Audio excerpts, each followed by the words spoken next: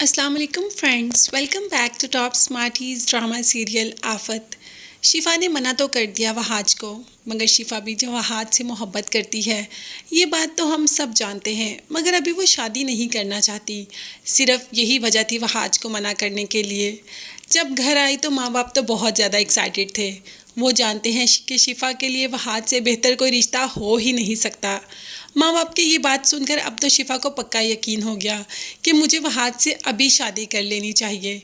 इसीलिए तो अपनी गलती को सुधारने के लिए पहुंच जाती है, क्योंकि शिफा के लिए अपने माँ बाप वहाज अपने घर वालों से ज़्यादा कोई भी अहमियत नहीं रखता। और वो ये भी जानती है कि इनसे ज़्यादा अच्छा तो कोई शिफा के लिए सोच ही नहीं सकता। इसीलिए तो जाके अपनी गलती सुधार दी और नीज़ पर बैठकर सामने फूल लेकर हाथ में वहाज को प्रपोज कर डाला और कह दिया कि विल यू मैरी मी।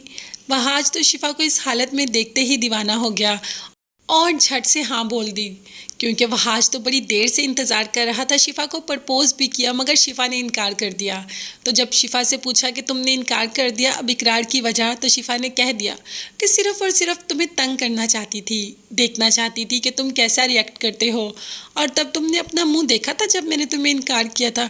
ऐसे गुस्से से लाल पीले हो गए थे मगर बयान नहीं कर रहे थे। मुझे तुम्हारी आंखों में वो सारे जज्बे नज़र आ रहे थे, मगर मैं भी इंजॉय कर रही थी।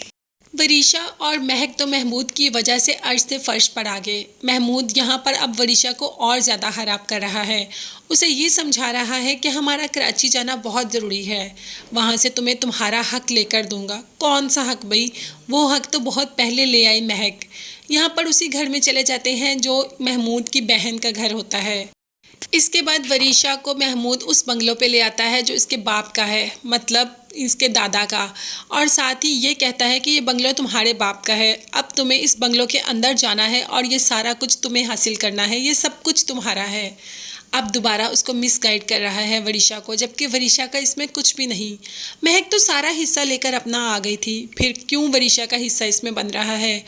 महमूद ने कह दिया कि तुम्हें माँ की तरह नहीं करना, सख्त मिजाजी में कुछ भी नहीं करना, सब कुछ बहुत प्यार मोहब्बत से करना है और सब कुछ यहाँ से लेके आना है। जो काम तुम्हारी माँ ने अधूरे छोड़े अब वो तुम पूरा करोगी। ये बातें कर ही रहे होते हैं कि सामने वरीशा की नज़र वहाज पर पड़ जाती है और वरीशा तो वहाज को देखती ही रहती है कि बड़ा होके कितना हैंडसम और कितना प्यारा लग रहा है। वरीशा के फेस एक्सप्रेशन तो वहाज को देखकर फ़ौरन से पहले चेंज हो जाते हैं। अब तो वो चाहती है कि वो इस बंगलों के अंदर जाए और जाते ही वो वहाज को अपनी तरफ माइल करने की भी कोशिश करेगी, मगर वहाज तो शिफा को पसंद करता है। तो अब आएगा ना कहानी में ट्विस्ट। जबकि वहाज शिफा को पसंद करता है, शिफा वहाज को पसंद करती है, मगर हमारी वरीशा, आप सबको और हम सबको तो पहले ही पता है कि जो चीज़ उसको पसंद होती है वो चीज़ हासिल करने के लिए दुनिया इधर की उधर कर देती है। और अब उसकी नज़र पड़ गई वहाज पर, तो देखते हैं वहाज उसे मिलेगा या नहीं।